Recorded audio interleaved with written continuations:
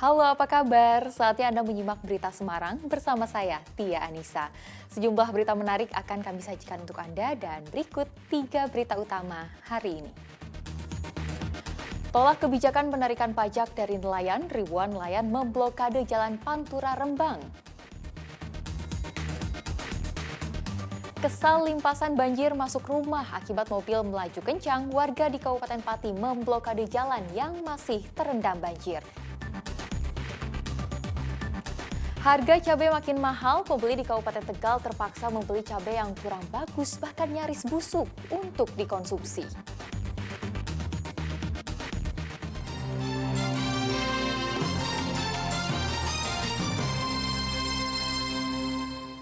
Kita ke informasi pertama. Ribuan nelayan memblokade Jalan Pantura Rembang sebagai puncak kekesalan mereka atas kebijakan pemerintah yang menarik pendapatan negara bukan pajak dari nelayan. Aksi nelayan mengakibatkan arus lalu lintas jalur Pantura Rembang sempat tersendat. Ribuan nelayan se-Kabupaten Rembang mengeruduk gedung DPRD Rembang Rabu siang. Mereka blokade Jalan Pantura Rembang. Sebuah truk yang sedang melintas dihentikan di tengah jalan sehingga arus lalu lintas macet. Aksi blokade jalan sebagai puncak kemarahan para nelayan atas kebijakan pemerintah yang menarik pendapatan negara bukan pajak atau PNBP dari nelayan sebesar 5 hingga 10% sesuai ukuran kapal. Untuk ukuran kapal kecil dikenakan tarif sebesar 5%, sedangkan kapal skala menengah sebesar 10%. Para nelayan merasa kebijakan tersebut tidak adil, apalagi di tengah cuaca buruk sehingga mayoritas nelayan tidak melaut. Tuntutannya seperti ini antara lain pajak yang 10% itu sangat-sangat memberatkan. Dengan adanya 10% tidak bisa membiayai anak sekolah, apalagi kuliah. Sehingga hitung punya itu, pakar-pakar memilih memprediksi bahwa itu turunnya harus 10%. Tidak melanggar aturan yang ada, tidak berubah. Hanya ibaratnya itu kenyang. Para nelayan membubarkan diri setelah DPRD Rembang berjanji menyampaikan tuntutan mereka kepada pemerintah pusat. Namun selama perjalanan pulang, para nelayan tetap menyampaikan orasi sehingga arus lalu lintas kembali tersendat. Arif Nur melaporkan dari Kabupaten Rembang. Dampak cuaca buruk di Laut Jawa yang masih terjadi, harga ikan laut di pasar tradisional di Kabupaten Semarang terus melambung tinggi. Kenaikan dipicu kurangnya pasokan lantaran hanya sedikit nelayan yang berani melaut. Harga berbagai macam ikan laut segar di Pasar Kembang Sari, Kecamatan Tengaran, Kabupaten Semarang terus melambung. Kenaikan rata-rata antara 5 hingga Rp20.000 per kilogram.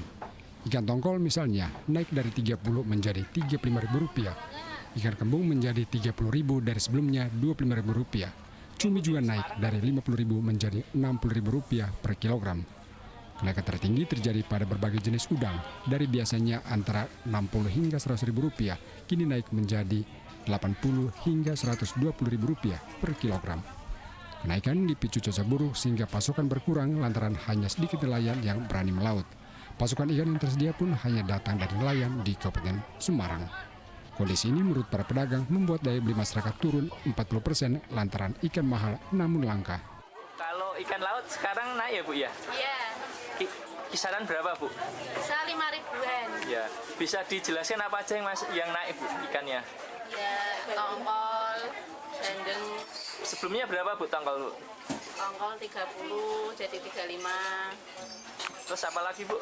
Terus ikan apa ya, kembung. Biasanya 25 jadi 30. Terus ikan laut apa lagi Bu? Cumi Bu? Cumi biasanya 50 jadi 60. Kalau udang Bu? Udangnya enak, udang nih. Udang macam-macam warna. Kisaran berapa Bu? Besar dari 60 sampai 100. 60 sampai 100. Mahal dan langkanya ikan segar dikeluhkan para pembeli.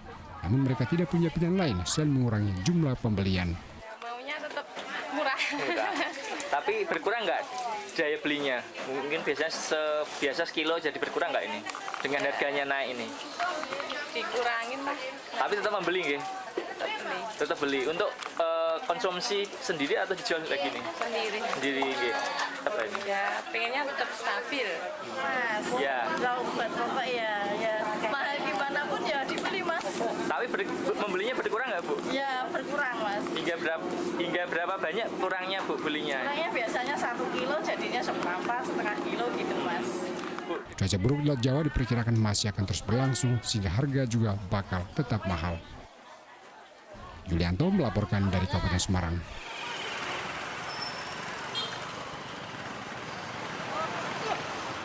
Hujan deras disertai angin kencang menerjang gedung mal pelayanan publik Kabupaten Blora. Aktivitas pegawai dihentikan sementara untuk mencegah jatuhnya korban jiwa.